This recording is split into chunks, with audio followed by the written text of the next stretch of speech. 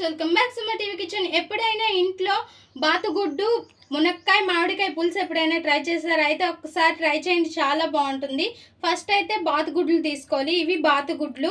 And ఈ బాతుగుడ్లకి పై పొట్టు అనేది చాలా మందంగా ఉంటుంది. ఎల్లో పార్ట్ అనేది ఎక్కువగా ఉంటుంది.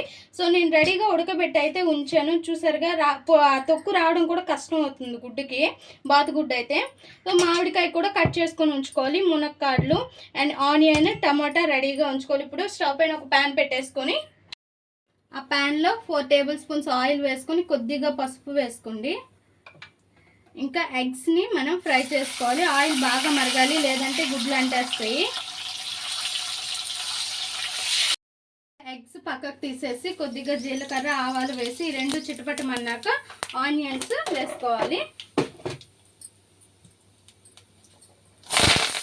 ఆనియన్స్ వేసి ఫ్రై చేసుకోవాలి. పచ్చిమిర్చి వేసుకునే వాళ్ళు వేసుకోండి, లేదంటే స్కిప్ చేసేసేయండి. పచ్చిమిర్చి కొద్దిగా గ్యాస్ కదా, సో నేను ఎక్కువ శాతం పచ్చిమిర్చిని అవాయిడ్ చేసేస్తాను.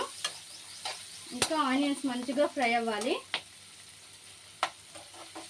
ఇంకా ఆనియన్స్ ఫ్రై అయ్యాయి. మునక్కాయలు కూడా వేసేసి లైట్గా ఫ్రై చేసుకోవాలి. ఎందుకంటే మునక్కాయలో పచ్చివాసన పోయే వరకు ఫ్రై చేసుకోవాలి.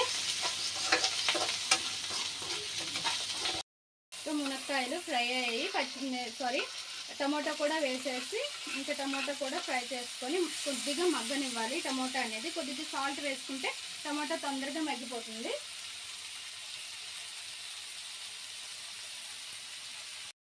ఇంకా ఇందులో కారం తగినంత,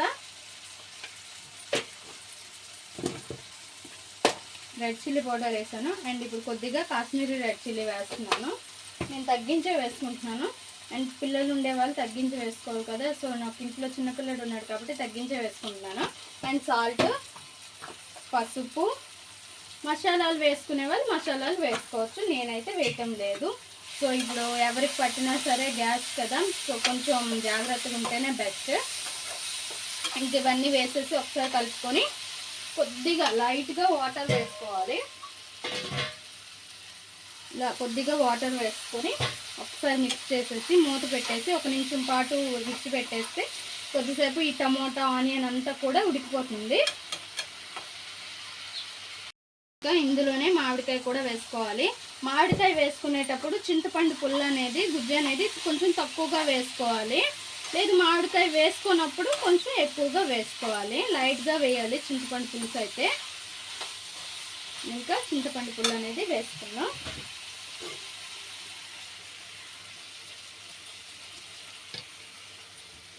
కొద్దిగా వేసి ఇంకా వాటర్ వేసుకోవాలి.